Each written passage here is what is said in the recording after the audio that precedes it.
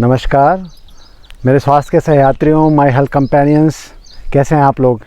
मैं उम्मीद करता हूं कि all good, all well. Blood pressure की जो श्रृंखला है उसमें एक बहुत महत्वपूर्ण पार्ट जो है वो है हमारे दिमाग का, हमारा स्ट्रेस मैनेजमेंट। आज ब्लड प्रेशर की श्रृंखला को आगे बढ़ाते हुए ब्लड प्रेशर मैनेजमेंट के बारे में हम बात करेंगे। क्या है ब्लड प्रेशर मैनेजमेंट और ब्लड प्रेशर मैनेजमेंट में हमारे दिमाग का क्या रोल है, स्ट्रेस को कैसे दूर करते हैं। आइए बात करें इसके बारे में। जब भी हम स्ट्रेस मैनेजमेंट की बात करते हैं, सबसे पहली बात जो हमारे दिमाग में होनी चाहिए वो है कि क्या है पर्पस हमारे जीवन का। हम सारे काम क्यों करते हैं? खुश रहने के लिए। खुश रहना, happiness is the only purpose of our life. बाकी जो सारी चीज़ें हैं वो सब इसी केंद्र के चारों तरफ घूम रही हैं, इसी सेंटर के चारों तरफ रिवॉल्व कर रही हैं। इसलिए खुश रहना है। जब भी हम किसी भी तरह के स्ट्रेस में आए, हम इस बात को याद रखें कि खुश रहना ही हमारा पर्पस है। आप टाइप ए पर्सनैलिटी तो नहीं है। टाइप ए पर्सनैलिटी एक तरह का एक व्यक्तित्व होता है जो हमेशा कॉम्पिटिटिव होता है, हमेशा तेज़ भागना होता है, उसको कम समय में ज़्यादा काम करना होता है, बहुत सारे काम करने होते हैं, एक के बाद एक काम करने होते हैं, उसकी प्लानिंग लिस्ट पूरी तैयार रहती है और वो एक काम ख़त्म करके दूसरे काम की तरफ भागता है। इसको टाइप ए पर्सनैलिटी कहते हैं। पर आप ये समझ के चलिए कि अगर आप टाइप ए पर्सनैलिटी हैं तो आप ब्लड प्रेशर के मरीज़ बनने की राह पे हैं। एक टाइप ए पर्सनैलिटी का व्यक्ति कैरियर वाइज सक्सेसफुल दिख सकता है, लेकिन ज़रूरी नहीं कि वो अंदर से वो सक्सेस उसमें परिलक्षित हो रही है, वो दिख रही है। बेसिकली वो अपने बॉडी के एड्रिनल सिस्टम को, जो फ्लाइट एंड फाइट रिएक्शन वाला जो सिस्टम होता है हमारे बॉडी में कि या तो लड़ो या भागो, इस तरह का सिस्टम हमेशा उसके शरीर में एक्टिव रहता है और वो हमारे खून की नसों को हमेशा सिकोड़ कर रखता है, हमेशा तनाव की स्थिति में रखता है और ब्लड प्रेशर के मरीज़ बनने के लिए हमें प्रोन करता है। कैसे पहचानेंगे कि आप टाइप ए पर्सनैलिटी हैं? अगर आप नॉक करते हैं दरवाजे पे और किसी ने 1 मिनट में दरवाज़ा नहीं खोला, आप दरवाजे को ज़ोर ज़ोर से पीटने लगते हैं या आपका मूड चिड़चिड़ा हो जाता है, आप टाइप ए पर्सनैलिटी हैं। आप गर्म दूध है उसको पीने के लिए बहुत जल्दी जल्दी पीने की कोशिश करते हैं, या गर्म खाना है जल्दी जल्दी उसको खाने की कोशिश करते हैं। कोई भी काम जो बिल्कुल आराम से करना चाहिए, अगर आप बहुत जल्दी जल्दी में कर रहे हैं, ट्रैफिक लाइट रुकी हुई है, लास्ट के 2 सेकंड हैं, आप रुकने के बजाय येलो लाइट में जंप करने की कोशिश कर रहे हैं, ये टाइप ए पर्सनैलिटी का लक्षण है। आप जूते की लेस अगर बिना खोले उसको जूते को उतार रहे हैं या बिना खोले जूते को पहनने की कोशिश कर रहे हैं और स्ट्रगल कर रहे हैं, ये टाइप ए पर्सनैलिटी का लक्षण है। कहने का मतलब है कि थोड़ा हम अपने अंदर इस बात का ऑब्जर्वेशन करें कि क्या हम काम बहुत जल्दी जल्दी में भाग के कर रहे हैं। रिलैक्स करें। याद रखिए, खरगोश रेस नहीं जीतता, कछुआ ही रेस जीतता है। धीरे धीरे आराम से काम करें। स्ट्रेस मैनेजमेंट की जो बेसिक टेक्निक है, हम अपने लाइफ में कुछ ऐसी फ़िलॉसफी डेवलप करें, ऐसे कुछ विचारधारा बना लें जो स्तंभ की तरह, एक खंभे की तरह हमारे काम करें। जैसे मैंने बताया था कि हम हमेशा याद रखें खुश रहना हमारा पर्पस है। कोई भी चीज़ जब हमसे आके टकराती है, कोई भी परिस्थिति, कोई भी चीज़ हमसे जो हमारे प्रतिकूल है, हमारे एक्सपेक्टेशन के बियॉन्ड है या वैसी नहीं है जैसी हमें चाहिए और हमें स्ट्रेस हो जाता है, तो हमें याद रखना है 3 चीज़ें। पहला, हमारा ध्येय खुश रहना है। दूसरा, सब चीज़ें हमारे कंट्रोल में नहीं है। जो भी परिस्थिति आती है उस पर हमारा रिएक्शन क्या है, उस रिएक्शन पे हमें कंट्रोल रखना है। और वो मुश्किल है, पर अगर हम याद रखेंगे कि हम इस पूरी पृथ्वी पे, पूरे यूनिवर्स में बहुत छोटा अस्तित्व है हमारा। हम जैसे कितने हज़ारों लाखों लोग आए और गए, और हम जैसे लाखों लोग आएंगे और जाएंगे। अगर इस अपने क्षुद्रता को, अपने छोटेपन को आप हमेशा याद रखेंगे तो आपका ईगो कम होगा, आपको चोट कम लगेगी, आप ज़्यादा हम्बल होंगे, ज़्यादा विनम्र होंगे और ये आपको तनाव से बचाएगा। तीसरी चीज़ जो है, अपनी ज़िंदगी में प्यार को, प्रेम को हर जगह इंक्लूड करना है। मैंने पिछले एपिसोड में भी बताया था कि जब हम खाना खा रहे हैं तो खाने को भी प्यार से देखें। हम एक श्रद्धा का अनुभव करें, हम ऐसा महसूस करें कि ये चीज़ें हमारे लिए काम कर रही हैं। ऊपर वाले ने जो ये पूरी रचना बनाई है, जो हमें हेल्प कर रहे हैं, घर में काम करने वाला है, हमारी वाइफ है, हमारे बच्चे हैं, हमारे बड़े बुज़ुर्ग हैं, वो कहीं ना कहीं किसी न किसी तरह हमें हेल्प कर रहे हैं। सामान, साफ़ सफाई, ऑफिस का काम, हर तरफ हम एक प्रेम भरी दृष्टिकोण को डेवलप करें। ये 3 चीज़ें अगर आप ध्यान रखेंगे, आपका तनाव कम हो जाएगा। मुझे गुस्सा बहुत तेज़ आता है। अधिकतर मरीज ये क्वेश्चन पूछते हैं। जब भी कोई भी बात हो जिस पे आपको गुस्सा है, बच्चे ने कोई गलती कर दी, बड़े ने कोई बात कह दी, बॉस ने कुछ डांट दिया और ऐसा कुछ भी हो गया, कोई चीज़ गिर गई और आपको अचानक तेज़ गुस्सा आया, आपको बस एक ही चीज़ करनी है।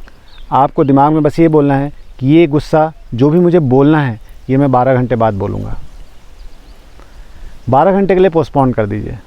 अगर आपको किसी को मारने की इच्छा हो रही है, किसी को डांटने की इच्छा हो रही है, बस 12 घंटे के बाद आप डिसाइड कर लीजिए सुबह 6 बजे ये बात हुई है, शाम को 6 बजे डांटूंगा।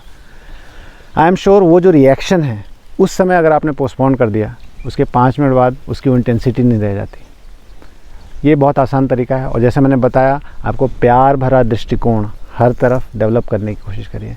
ये आपके एड्रिनल सर्ज को, आपके शरीर में जो एक फ्लाइट एंड फाइट रिएक्शन है उसको कम करता है, आपका ब्लड प्रेशर सामान्य रहेगा। एक बहुत बड़ा मिथ है मल्टीटास्किंग। ऐसा हम मानते हैं कि अगर हम एक साथ बहुत सारे काम कर रहे हैं, खाना भी बना रहे हैं, बच्चों को पढ़ा भी रहे हैं, टीवी भी देख रहे हैं, ये कर रहे हैं, वो कर रहे हैं, तो हम बहुत एक्सपर्ट हैं, बहुत एफिशिएंट हैं। वैज्ञानिक शोधों में पाया गया है कि एक इंसान का दिमाग मल्टीटास्किंग नहीं कर सकता। बेसिकली जब हम बहुत सारे काम एक साथ करते हैं तो कोई भी काम अच्छे से नहीं करते। और ना केवल ये, हमारा जो सबसे बेसिक पर्पस है एंजॉयमेंट का, वो ख़त्म हो जाता है। हम चाहे कुकिंग कर रहे हों, चाहे झाड़ू पोछा कर रहे हों, चाहे हम कोई भी काम कर रहे हों, एक काम को करें, बहुत प्रेम से करें और बहुत मन लगा के करें।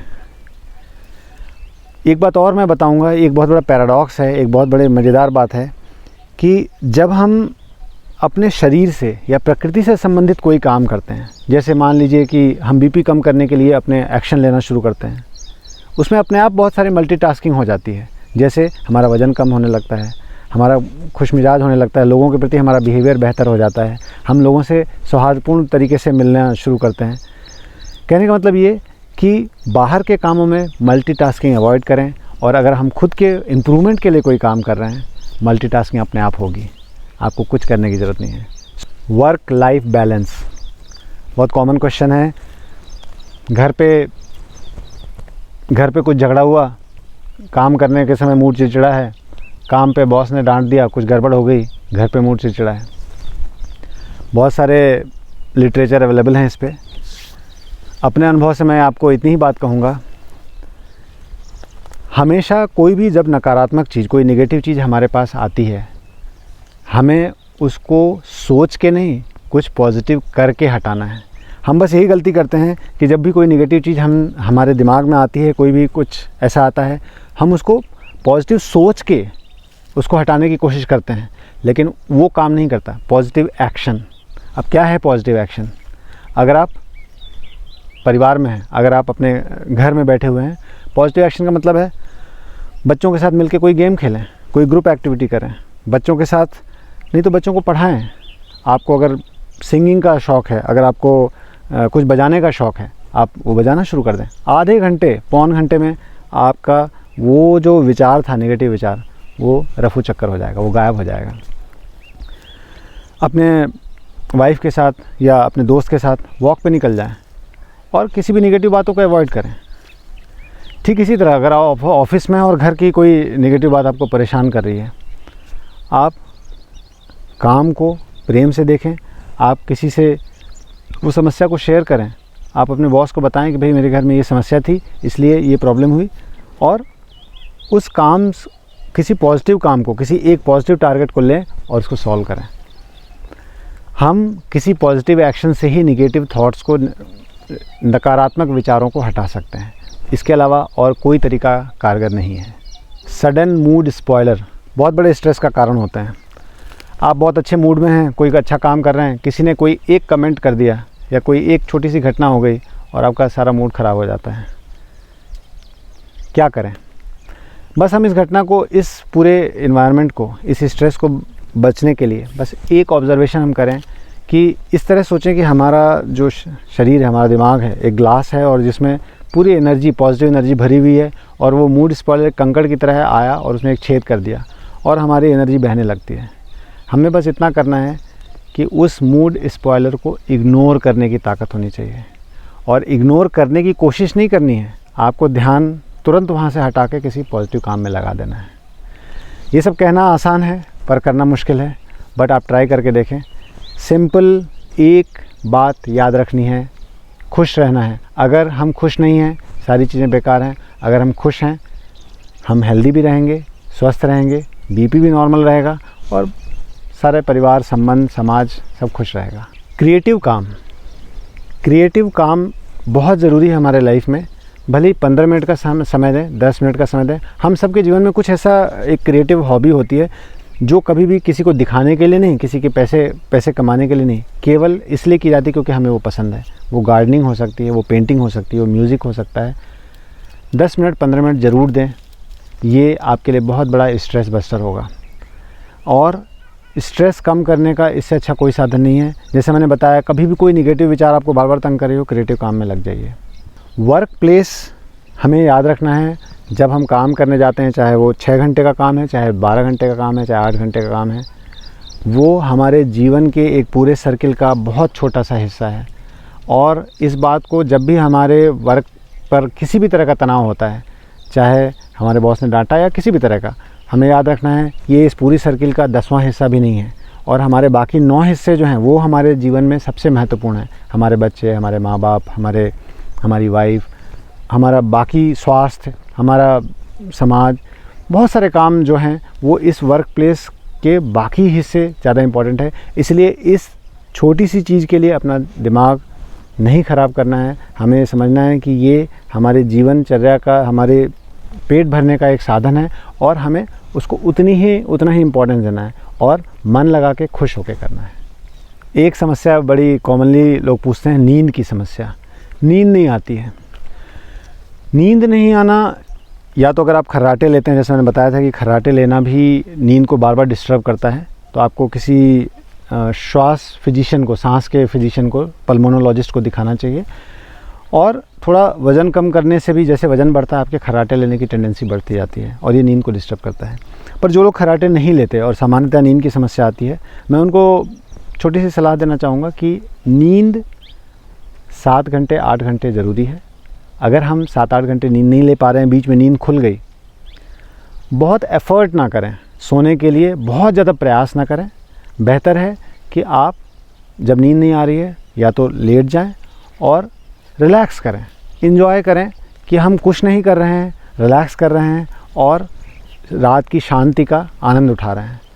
नींद नहीं आ रही है, इस बात को लेकर तनाव से मुक्त हो जाएं। 2-3 रिलैक्सेशन टेक्निक्स होती हैं।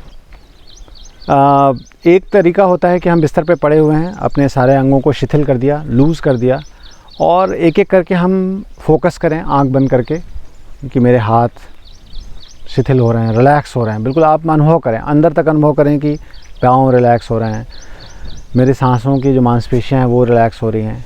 एक एक अंग को स्टेप बाय स्टेप आप फील करें कि वो रिलैक्स हो रहे हैं। इसको रिलैक्सेशन आप वॉलंटरी रिलैक्स करने की कोशिश कर रहे हैं। ये बहुत कारगर तरीका होता है आपको नींद लाने का। दूसरा एक आसान तरीका होता है, आप अपनी सांस को केवल ऑब्ज़र्व करें।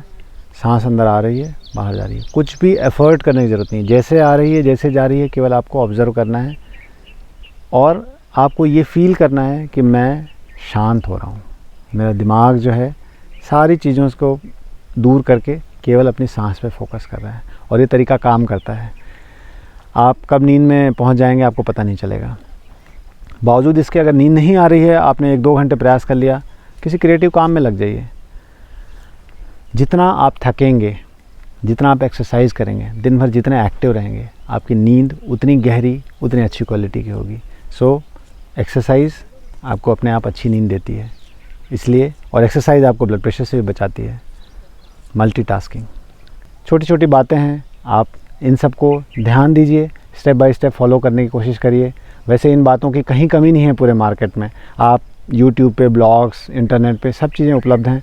बस मैंने अपने हिस्से से, अपने अनुभव से कुछ बातें शेयर की। उम्मीद करता हूँ आपको फ़ायदा मिलेगा। फिर चलेंगे किसी नई स्वास्थ्य यात्रा पर, कुछ लाइफस्टाइल मैनेजमेंट में, योगा, अपने बॉडी रिलैक्सेशन टेक्निक्स, इन पे बातें करेंगे। तब तक के लिए नमस्कार।